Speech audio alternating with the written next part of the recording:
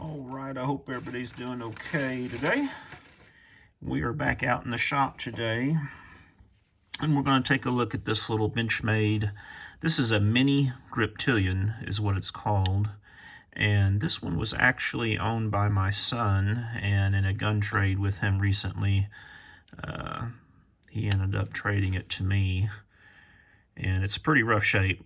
Like most of my son's knives, he's a field mechanic for John Deere, so he's out in the fields all the time, working on cotton pickers, combines, tractors, things like that, etc.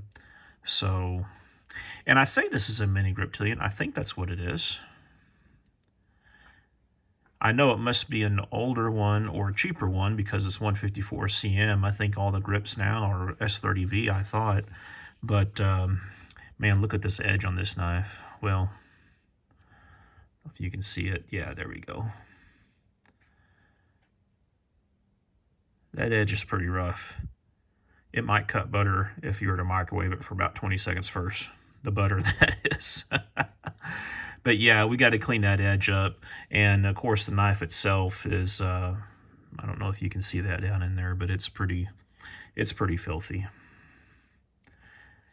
And I also notice, and I'm not real big on axis locks. I do like them to some extent for the ease of use, but I'm always worried if that they have a little omega-shaped spring in here, a U-shaped spring that comes down like this. And if that spring fails, this lock won't spring up, and then your knife is basically rendered useless. And that's always a worry because it's a little thin wire spring. There's always a risk that it could fail.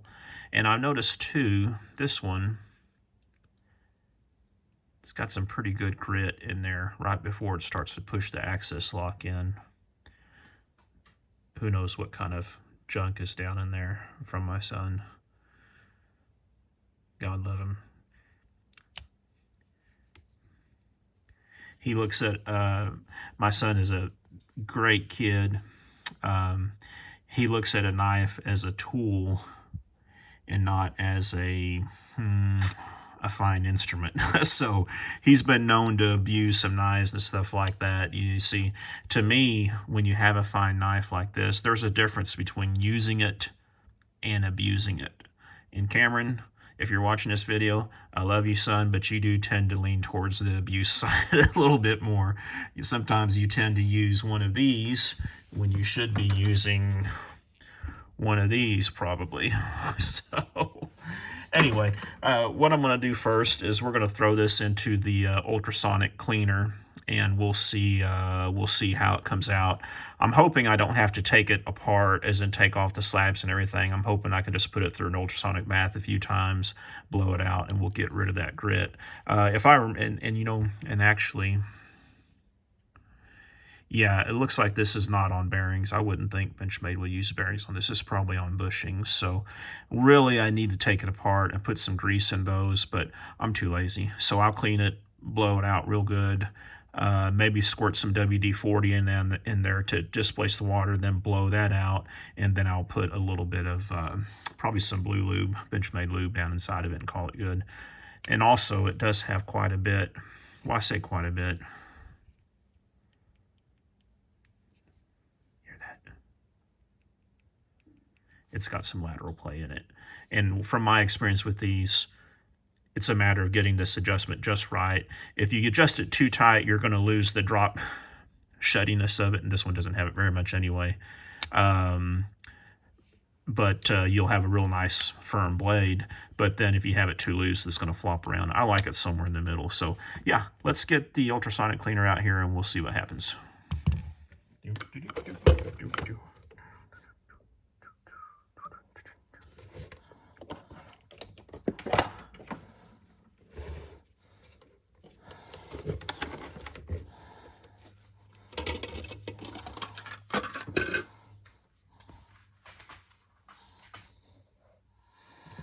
All right, and we'll use a little bit of Blue Dawn Ultra dishwashing liquid.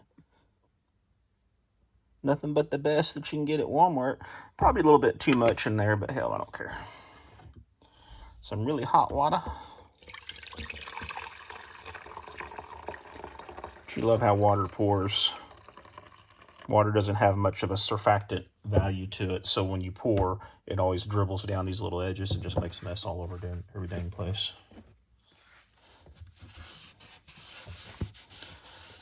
But let's put this baby in there. And since we're not, I'm gonna go ahead and open it up about yay much. We'll drop her down in there. Press the go button. And nothing happens.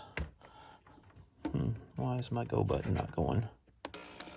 I didn't press hard enough. All right, let's see what happens, folks. By the way, I am going to pause the video and come back when it's done, so you don't have to sit here and listen to it buzz. All right, we've gone through one cycle. There's a little bit of dirt down in there in the bottom. You can see how it kind of goes up in those little brown dots down in there. I don't know if y'all can see them or not, but let's go ahead and set this on its spine. Let's work it a couple of times and see if that'll. Yeah, it's loosening up whatever grit or mud or something is in there. Probably a big piece of sand sitting there screwing up that bush, and I'm sitting here making it worse, but oh well. Let's do another round.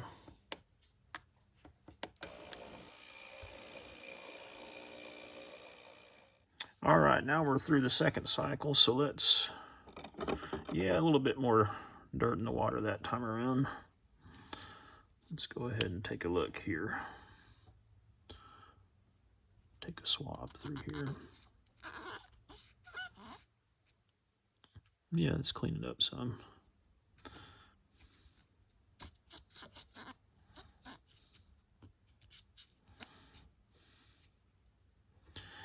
Yeah, it's looking a lot better.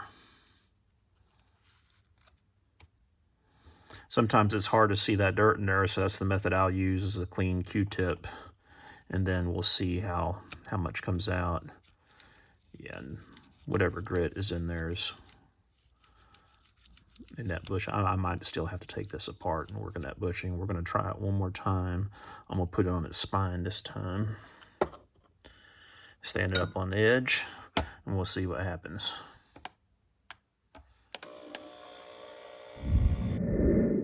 All right, that's the third time, and that's all I'm going to do on it, folks. So I'm going to take this and rinse it out under some hot water in the house and then blow it out with some compressed air, and we'll be right back at you. And let's take another close look at that dirt in there. Yeah, it was pretty dirty. I've seen worse, seen a lot better. Okay, here she is now, all rinsed off and blown out. Still have a little bit of drag in it. I don't think it's too awful bad, though. I don't think it's enough to warrant me taking apart. It's actually the drag from this axis lock on there, because if I hold the lock back, there's no grit or anything on it. So I think it's something that a little bit of lube will help out. So let's do that as a next step. Let's go ahead and hit this up with a little bit of lubricant. Now I think I'm going to use this blue lube. I'm shaking it, boss. Bonus points. Someone can tell me what movie that's from. You got to be an old fart like me, probably. All right, so we'll put. Boy, this is hard to do on camera. We'll put a little dab in there. A little dab there.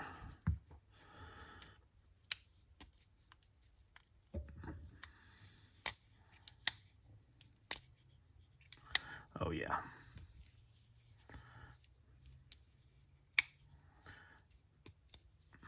There we go. Much nicer.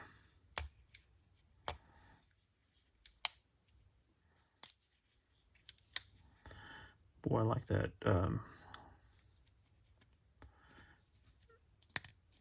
Definitely has a. What's the Frankie and Birdshot 4? Frankie likes to use the term drop shuttiness. This has definitely got it. So yeah, our next step is going to be let's just see if we can tighten this up just a smidge, and then we will be ready to take it to the sharpener. So I don't know, obviously, what size of Torx bit. It is a Torx bit. Yeah, it's a Torx bit. Let's see what size it is. So I'll just grab one. Nope, that one's too small. Grab the next biggest one.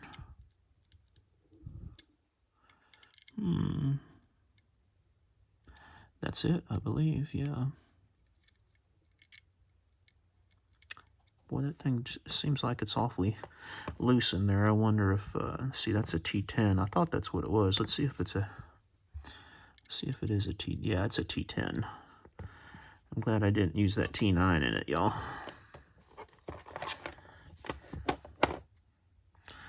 So, let's see. And as you can see, I have nothing but the best Boxer brand. I know everybody uses the Weehaw brand, but this was like $6 or $7 on a Black Friday sale at Amazon, and it's worked okay for me. I'll get me one of them fancy Weehaws at some point, but let's see how that works. Well, yeah, that definitely got rid of our lateral play, but it's a little stiff for my liking, but it may work itself in. Let me take it out just a hair.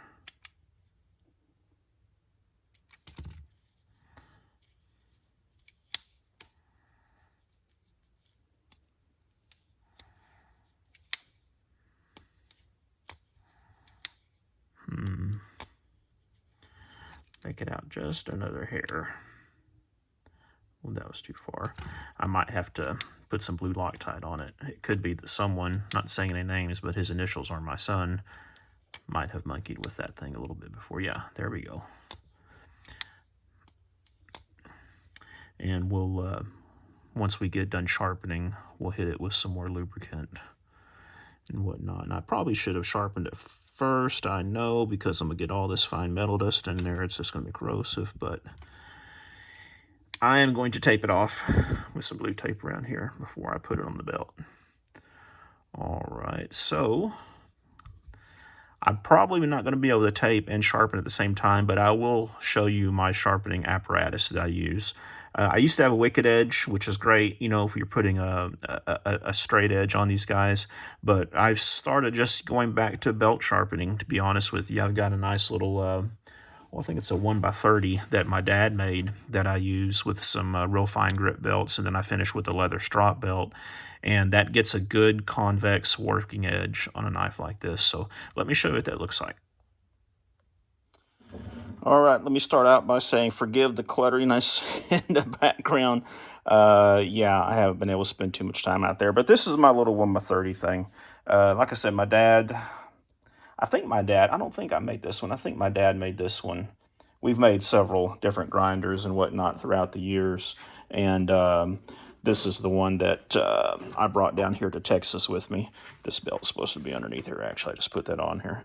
But yeah, it's just a nice little simple 1x30 setup made out of some scrap metal and pulley blocks. You can adjust the speed by changing your different pulley settings over there and whatnot and everything. But yeah, I'm going to start out at 1,000, and we'll see what we can do with it. So see you guys in a second. All right, y'all. Well, I got the edge kind of lined out on the belt sander, and then finished it out on the sharp maker, as you can see here, going through the steps on it. And yeah, now we've got a nice workable edge again. It's not a hair popper. Like I said, I don't really like a razor sharp knife on my edge on my work knives. Just something that's usable and that will hold up good.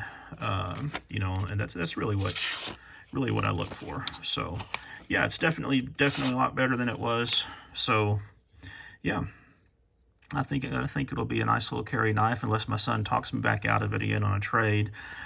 It's still a little stiff for me. I like a little bit more drop sheddiness, but I'm going to leave it at that and use it for a while. And I think what'll happen is I think it'll break in a little bit. If it doesn't, I'm going to have to take off the scales and then maybe look at those bronze washers in there, see if I can't get those lined out. But thanks for watching this video, folks. I appreciate every one of you guys that come on here and watch my videos, and the ones who comment on it and everything. If you haven't already, please take the time to like, comment, and subscribe to my channel. That's the big thing, the subscription. We're really trying to grow the subscriber base. For what reason? I don't know, but it's something to do. Y'all take care.